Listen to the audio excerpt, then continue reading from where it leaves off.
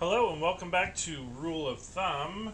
I have been asked by several people to show how I make my overnight oats. So I'm going to walk you through the process of how we do it. This is one version of many. They're all over Pinterest, Facebook. I mean, you can find them in a million places. We've made them a bunch of different ways. This is just the one that we're currently stuck on because it's just so good. So what I'm going to do here first is go through the ingredients with you that we use, and then I'll kind of show you how I put them together and take it from there. So the first thing is we use unsweetened vanilla almond milk from Aldi. It's cheap, it's good, works every time. So that's what we use for our liquid. This is coffee syrup. We found this at Trader Joe's and absolutely fell in love with it.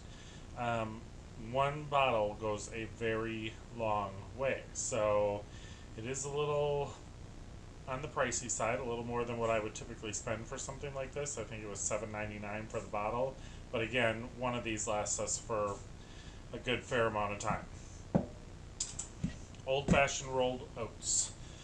Some people will say use quick oats, some people say use old-fashioned. I prefer the old-fashioned because I feel like they hold up a little longer and give you more texture as opposed to the quick oats. Because the way we do it is we make them once for the whole week. So I do 10 jars, I get them all done at once, and then I don't have to think about breakfast for the week. So old-fashioned for me. Alright. We use protein powder in ours. This is the protein powder that they sell at Aldi. I know, do you see a theme here? So far, Aldi, Aldi, Aldi, with a little Trader Joe's splashed in. So, at Aldi they sell this brand. They sell it in vanilla and chocolate. We buy them both. And quite frankly, in this particular recipe, they're interchangeable. So one week we'll do chocolate, one week we'll do vanilla. This week happens to be vanilla week. The last thing that I use for these is this. This is PB Fit. It's powdered peanut butter. I get this at Sam's Club. You can get it online from Amazon. I mean, there's numerous places you can buy this. You don't have to buy it in this size. You can buy it in smaller sizes. At even regular grocery stores sell it in the smaller sizes. You could also use regular peanut butter. We've done that as well. The reason why we switched to the powder is it mixes in easier and more uniformly. When you're using regular peanut butter, it's hard to get that to mix up in there because we don't heat our oats. We put them in the jars, shake them up, and then we eat them cold. So for us, this works. So what I'm going to do is show you how we put these together. Now I use ball canning jars for ours. One, because I have a million of them. Two, because I like them. Three, because they're convenient. And fourth, and maybe this should have been number one, the reason why I use it is because it has measurement markings on the side. Okay? So when you're making these, you're using equal parts of the liquid, which in our case is almond milk, and oatmeal. So I always start with the almond milk, and this week Josh has decided that he wants a little bit smaller portion, so he'll get a half a cup of milk, and I am going to continue to do a 3/4 cup of milk. So I can pour into the jars just by using the line. I don't have to get out a measuring cup, and I can get all of my jars set up with milk just simply by using the jars. So what I'm going to do is I'm going to put the milk in the jars and get those all set up, and then I'll bring you back for the next step. And we're back. So you can see here we got milk in all of our jars. I have them separated here. I've got 5 for Josh, 5 for me. Next thing I'm going to do is the coffee syrup.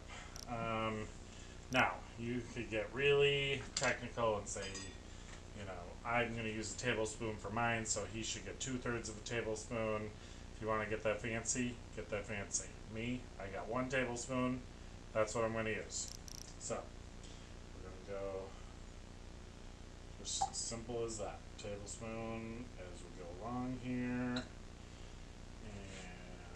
just one in each one. Nothing too difficult. Like I said, the beauty of this is that the way we do it, there's less fuss and muss. We can get everything in the jars as easily as possible, and shake them up, put them in the fridge, and it's one less thing I have to think about in the morning, which I truly appreciate, because I get up very early, and I get on the road very early, so I like to make myself a cup of coffee and go, and just cleaning off my spoon a little bit here. Alright, so coffee syrup's in. Now what we're going to do is we're going to put a tablespoon, like a nice flat tablespoon of protein powder and a level tablespoon of the peanut butter powder in each jar. And when I get done with that, I'll bring you back and tell you what we're going to do next. And we're back. So, on to the last ingredient, which is the oats. And let me get you so you can see here. I just use a funnel, not because you have to, but because I'm messy. So funnels there saves a little mess for me, because that's what happens. So I got a half cup measuring cup here. So for Josh's, because I used a half cup of milk, he's just going to get one level scoop in each jar. It's just this simple, ladies and gentlemen. I mean, if you don't want to do it yourselves, get your kids to do it. I mean, this is not anything too difficult. Now, for mine, I need 3/4.